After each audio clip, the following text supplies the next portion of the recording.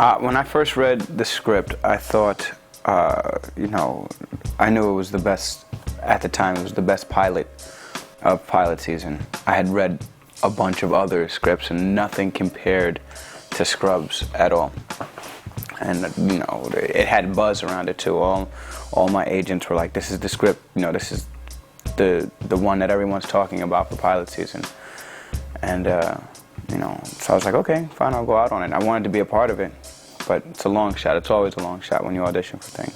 So I auditioned and auditioned and auditioned and auditioned some more and auditioned, and finally I got another audition, and you know, then I auditioned again, and the next thing I knew I was cast, and so it was kind of cool.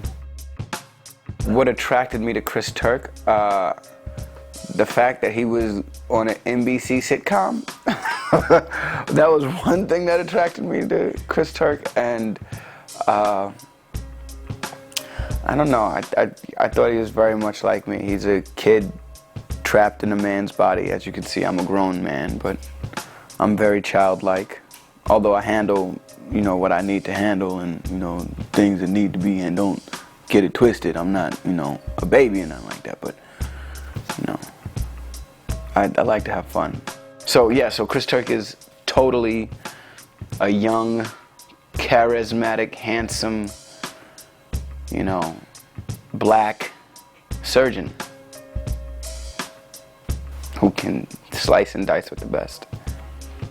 Very confident guy, and he's in love with Judy Reyes' character, Carla. I think Judy and I have great chemistry. Yes, I agree. It's really cool to see other people, you know, or to hear other people say, you guys work it out pretty well.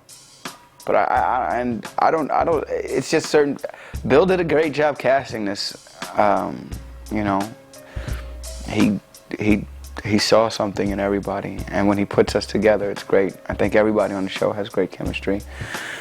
Zach and Sarah, Zach and Johnny C, myself and Zach, myself and Johnny C. All around. The equation is endless. You know, and everybody who he brings in somehow winds up working well with, you know, with the nucleus.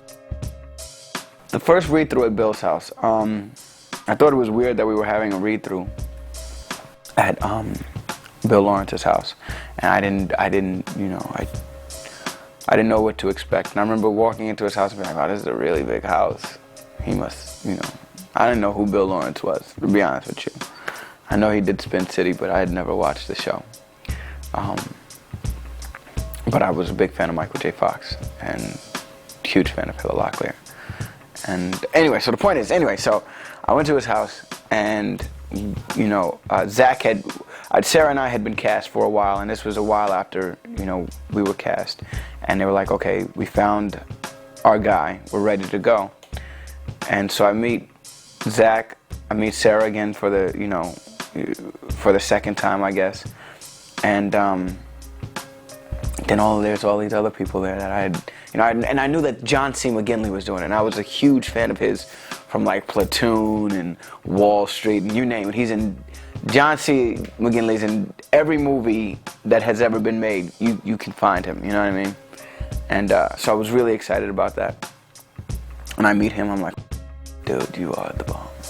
Anyway, so we sit down and we read, and Zach, myself, Sarah, Judy wasn't there, Johnny, and it just meshed really, really, really well, you know. And I remember laughing while reading, and, you know, that's rare to read scripts or pilots where you laugh throughout, at least a genuine laugh. Usually it's like mercy laugh, you know, it's a mercy, you know, and it's usually writers laughing at their own jokes, which is really weird to me, but okay.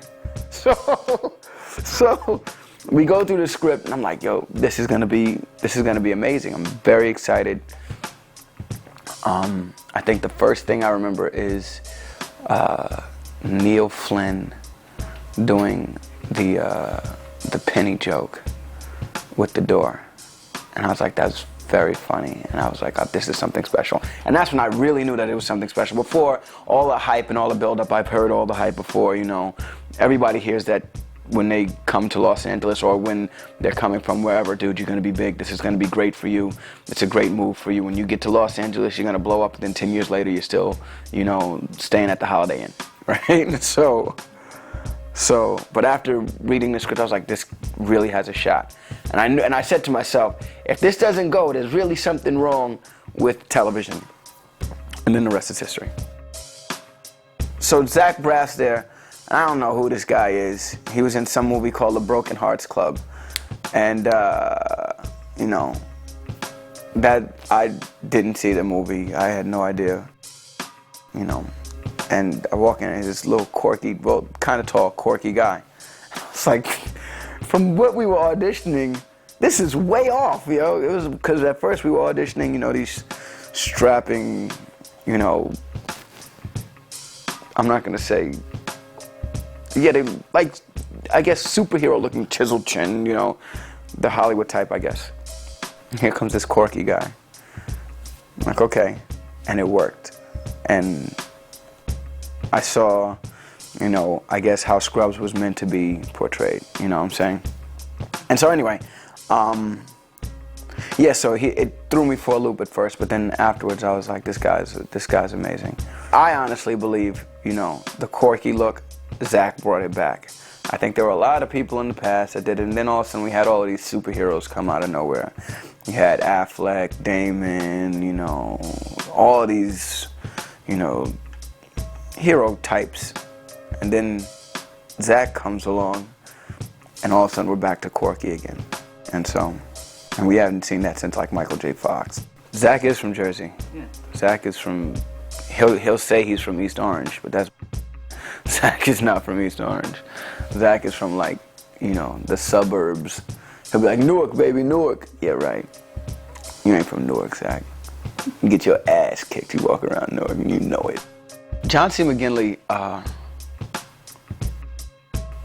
a lot during the first season and second season and third season, actually, he set the bar, you know what I mean? He always came prepared, and you know, his character has so much to say in the show, and he always came in and never fazed him, and he, you know, he gets through it, and he's very professional, and that set the bar really high. You know, I think people, when watching him, it's very inspiring. It's like, wow, he can, it's not like he can't do a monologue, you know what I mean? He can do a monologue very well. And so, for a while, it was almost like intimidating because he was very much a competitor. Okay, he's very competitive, I should say. And I'm competitive, and everybody else in the show is competitive. But you know, he has that drive of trying to take this scene, which is a great thing. You know, I think that's needed, because it steps everybody else's game up. It's sort of like the Michael Jordan factor. Michael Jordan was so good at basketball that whoever you put around him seemed like they were good too. They were incredible as well. And not to call Johnny C. Michael Jordan. Don't get your head swollen. So Johnny is like, you know, he's the guy that's been in everything. So he's in some ways our on set, you know, I'm not going to call you my leader, Johnny. I can't do it. I can't do it as much as I want to. But he's very influential. Very influential. Ken Jenkins, he is another guy that is in everything. You have no idea, out of nowhere, you'll be watching something and all of a sudden Ken pops up. And I think Ken is amazing. He is completely opposite from his character that he plays. And it's really amazing that he can play such a hard and such a mean, you know, and honestly be so sweet. It's amazing. And I don't mean sweet like, I mean, he's a genuinely nice guy who cares about everybody. And it's really amazing. And he's a brilliant actor. I think he sells lines better than anybody on the show. He can deliver any joke you know, he's brilliant. You know, I think I love Ken Jenkins. Sarah Chalk is crazy, and you guys aren't gonna know this about her from, you know, what you see on television. But Sarah is, okay, not only is she, it's very hard in this business to be, you know, to be a triple threat. Now, when I say triple threat, I mean you gotta be beautiful, a good actor, and this is, you know, and funny. Now, usually people are either a good actor, beautiful, or they're funny. Sarah's all three, which is, you know, really cool when you meet somebody like that, you know, because, I mean, I think that's every guy's dream. I would love to meet a girl who's beautiful and funny. And it's rare, you know what I mean? At least in the acting game. Usually all the beautiful women are very good actors and, you know, can cry on a dime and everything like that. But when you put the comedy in front of them, you know, you don't laugh, or those movies flop.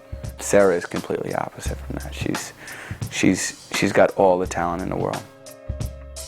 Zach and I hang out a lot, actually. For a while, I think people thought we were dating, which is really weird. And I don't think living together helped at all. But yeah, Zach and I, we kick it every now and then. Well, he gets I was getting into clubs way before I met him. He had issues. You know, he would show up at the door and literally be standing at the door until 1 o'clock in the morning when the club was letting out. And they'd be like, all right, you can go to the bathroom, but you got to come right back out. You can't stay in there long. You can have some water, but nothing else. You know what I mean? And yeah, he's the man now. He's like, I remember when it turned into, Donald, I don't need you to take me to the club anymore. I can get in on my own. And that was a sad day for me. It was a very sad day because I felt needed. And then when I was no longer needed, he cast me aside and found other black friends, which really hurt my feelings. Because, you know. Anyway, point is, Zach, come back home. I miss you. I think we all share the same sense of humor with Bill Lawrence. I think that's why he casted all of us. I think, you know, I don't think he would put us in the show if we didn't get his sense of humor. I haven't had a worse day yet. I haven't had a bad day yet. I love my job. I love coming to my job. I haven't had a bad day. Well, we have a no policy on this set, which is really good. If you're an bye-bye. See you later. Which is very good. And I think that's necessary for any place because egos do tend to grow the more successful you become. And if you can keep your ego in check, not only is that good for you, but it's something, I want to say it's admirable. If you can keep your ego in check, people will look at you as someone who hasn't let Hollywood get to their head, and that's a beautiful thing. Because the last thing you want to do is meet somebody who can't shake your hand and look you in the eye. You know what I mean? When your ego gets that big, it's ridiculous. Anyway, so the point is, no on the set. So everybody here, not that we're forced to like each other, but I think because there are no allowed, we genuinely like each other. You know, I don't think anybody can hide being it. I think it comes out eventually. You know, you start to smell something sooner or later. You know, so yeah, I think that's why we all get along here. And so because of that, we've all grown together and we've all become pretty close. Bill set that up right at the beginning of the show. I think he might have even said that at the read-through. It's possible. And if you're thinking about being, you know, even if you're thinking about it, like, I'm going to say something stupid today. Like, nah, that's stupid. Why do I want to say something stupid? How do I amuse myself when I'm not on camera? You know, we play video games in our off time. They really need to turn at least my dressing room into a sports bar. You know, I'm thinking, you know, a bar, plasma screen, you know, a bunch of beautiful women. So when I'm bored, I could play some video games and stuff like that. And when, you know, the Knicks are playing the Spurs, I can watch that on my plasma. So I think that's what really needs to happen in my dressing room. Will that happen? I don't think so. But, you know, that's not realistic, really. That's really me just wishing. But, and they need to knock down the wall in between my dressing room and Zach's dressing room, because there's a dressing room in between, and that could be great for like a little, you know, a little cocktail lounge, you know, or a little casino, mini casino. You know, have a poker table on deck at all times, or you know, blackjack, or you know, whatever it is you like to do, craps, whatever it is whatever game you like. You know, there's money to be made in the casino room, which would be in between my room and Zach's room. You know what I mean? But you know, these are things that you wish for. You know, maybe if we make it to season 10. Yeah, if we make it to season 10, that could happen.